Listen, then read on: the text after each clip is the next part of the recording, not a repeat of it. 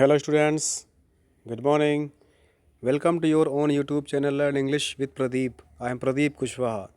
Students, आज की class में हम प्रोनाउन और उनके प्रकार के बारे में जानेंगे. प्रोनाउन क्या होता है, प्रोनाउन का क्या उपयोग है और इसकी डिफिनीशन क्या है, इसका सेंटेंस में क्या महत्व है, पैराग्राफ में क्या महत्व है और इसको बोलचाल में क्या महत्व है. इन सभी का अध्ययन आज हम लोग इस क्लास में करेंगे. तो हम लोग प्रोनाउन का यूज़ क्यों करते हैं, इससे शुरुआत करते हैं. स्टूडेंट्स, पहले हम लोग कुछ एग्जांपल लेकर के समझते हैं. जैसे पहले आपको एग्जांपल को ध्यान से पढ़ना है. जैसे लिखा हुआ है, Vivek said to me that Vivek had lost Vivek's book. इस वाक्य में विवेक शब्द को बार बार लिखा गया है, जिससे इसकी सुंदरता जो है समाप्त हो गई है. आप बोलें किसी से, जैसे Vivek said to me that Vivek has lost Vivek's book. Vivek ने मुझसे कहा कि विवेक ने विवेक का पुस्तक खो दिया है. अच्छा नहीं लग रहा ना इससे.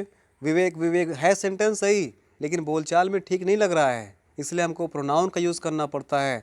जब एक ही चीज़ को बार बार प्रयोग करना हो, एक ही व्यक्ति का नाम बार बार लेना होता है, तो हम लोग एक बार तो उसका नाम लेते हैं और उसके बाद उसी के स्थान पर प्रोनाउन का यूज़ करते हैं. तो इससे एक डिफिनीशन बन करके सामने आती है.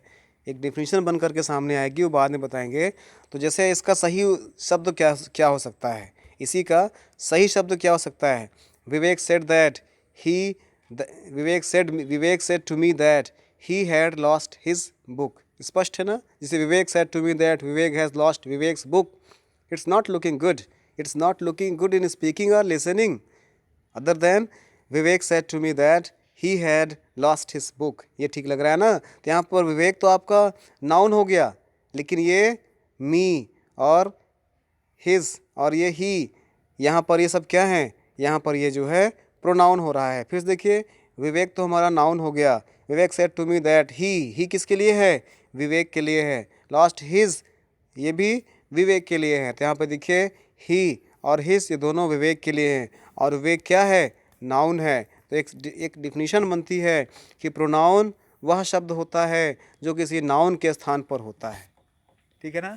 इससे डिफिनीशन बनती है. आप सेंटेंस को ध्यान समझिए. जहाँ पर बार बार पुनरावृत्ति हो रही है एक ही शब्द का, तो ठीक नहीं लगता है. लेकिन अगर उसको एक बार नाउन यूज़ कर दें और उसके सेंटेंस को ईजी और अट्रैक्टिव बनाने के लिए हम बार बार प्रोनाउन का यूज़ करें, तो स्पष्ट होगा कि उसी व्यक्ति के बारे में बात हो रहा है जिसका नाम हमने स्टार्टिंग में लिया है. तो नाउन के स्थान पर प्रोनाउन का प्रयोग किया जा रहा है. तो आप एक डिफिनीशन बना सकते हो. इसकी डिफिनीशन क्या हो सकती है. प्रोनाउन वह शब्द होता है जो किसी नाउन या संज्ञा के स्थान पर प्रयोग किया जाता है. इंग्लिश में क्या कह सकते हैं, a pronoun is a word used in place of a noun.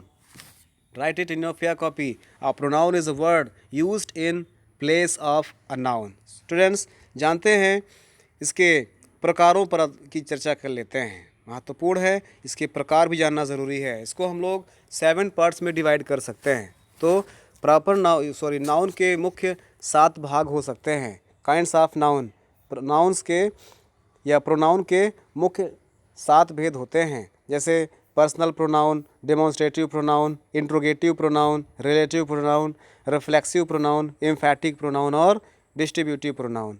तो जैसे पर्सनल प्रोनाउन को हम लोग पुरुषवाचक सर्वनाम भी कहते हैं. पर्सनल प्रोनाउन, ठीक है ना. व्यक्ति, किसी व्यक्ति के नाम की जगह पर उसका प्रयोग करते हैं, इसे हम लोग पर्सनल प्रोनाउन कहते हैं. ठीक है ना. दूसरा आपका हो जाएगा जैसे डेमोन्स्ट्रेटिव प्रोनाउन. यहाँ पर संकेतवाचक सर्वनाम अर्थात जो संकेत करने के लिए प्रयोग किया जाता है, उसे डेमोन्स्ट्रेटिव प्रोनाउन कहते हैं. फिर तीसरा है इंट्रोगेटिव प्रोनाउन, प्रश्नवाचक सर्वनाम अर्थात प्रश्न पूछने के लिए हम लोग जिस प्रोनाउन का प्रयोग करते हैं उसको इंट्रोगेटिव प्रोनाउन कहते हैं. फिर है रिलेटिव प्रोनाउन. रिलेटिव प्रोनाउन वो होते हैं जो संबंधवाचक सर्वनाम होते हैं, जो संबंध बताते हैं. जैसे नेक्स्ट है रिफ्लेक्सिव प्रोनाउन. रिफ्लेक्सिव प्रोनाउन वो हैं जो निजवाचक सर्वनाम होते हैं, निजता को दर्शाते हैं. उसी प्रकार से एम्फैटिक प्रोनाउन जो दृढ़ता सूचक होते हैं, मजबूती या एम्फैटिक को दर्शाते हैं. इसी प्रकार 7वां नंबर है डिस्ट्रीब्यूटिव प्रोनाउन. डिस्ट्रीब्यूटिव प्रोनाउन जो विभाग सूचक सर्वनाम होते हैं. तो स्टूडेंट्स, नेक्स्ट क्लास में हम लोग 1 by 1 personal pronoun, demonstrative pronoun, interrogative pronoun, relative pronoun, reflexive pronoun, emphatic pronoun और डिस्ट्रीब्यूटिव प्रोनाउन का अलग अलग वीडियो में इसका डिटेल में समझेंगे गाइस. तो guys, thanks for watching the video.